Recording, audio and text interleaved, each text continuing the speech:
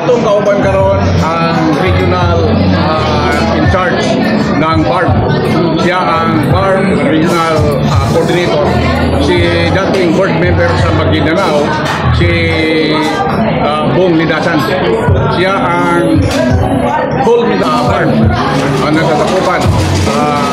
Pasalamat tayo dahil nandito siya ngayon sa ating kasama natin, at pasalamat tayo dahil siyempre nandito makapag na tao at may panindigan, may prinsipyo. Ito ang kasama ko sa movement Inday Sara 28th movement nationwide, Mindanao chapter muna. Now, una siya nagpasalamat sa mga taga-Davao sa Mindanao sapagkat kahapon ay nandito siya kasama ang bisita natin galing sa Manila at sa buong lugar dito sa Mindanao, parte na sa BARM. Ito si board member Bong Lidasan. Hello, thank you, Commissioner, sa pag-imbita sa akin ito ngayon sa leader natin. So, maraming salamat. Ang binigay mo sa akin na pagkakataong designation as a whole BARM, as a head coordinator, gagawin natin yan sa abot na ating makakaya. Ay importante, nandyan ka. Kasama ko si General Saldi Salimangon sa in-charge sa Region 12, si Atty. Platon, at saka yung koalisyon natin ng Bangsamoro Alliance for Inday 2028 founder si Atty. Badruddin Maguindra. So maraming salamat sa binigyan niyo ko ng pagkakataon ngayong gabi sa inyong lahat, mga taga-Davao, sa pag-entertain sa amin, ng mga taga-BARM na representative sa SDSG, ISD, para kay Inday at para sa atin lahat, para sa Diyos, para sa atin lahat na taga Mindanao. Itong ginagawa natin, hindi ito para sa ating sarili, kung hindi para sa atin lahat, sa mga Pilipino na talamak sa korupsyon ng mga pangyayari dito sa ating bansa. Kasama ko kahapon yung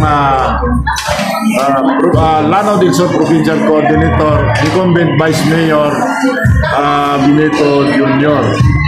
So, nagpapasalamat tayo sa lahat. At ito, para sa inyo, sinabati ko tayo in advance, Merry Christmas, in Happy New Year. Magmutsibin na tayo ng 500 pesos. Ewan ko kung pasyo ba sa atin yung 500 pesos. Sir, ano, baka may masasabi ka, sir, sa ating mga kababayan dyan sa BARM. Alam mo natin, ang BARM is marami pong mga taga-suporta ni VP Inday Sara. So, baka may mensahe ka po o hikayatin yung mga pwede pa nga sumuporta talaga kay VP Sara. Kasi kahapon, lahat ng nandun is mga leader lang yun. Yung mga supporters talaga sa BARM, no? Gusto mong sabihin?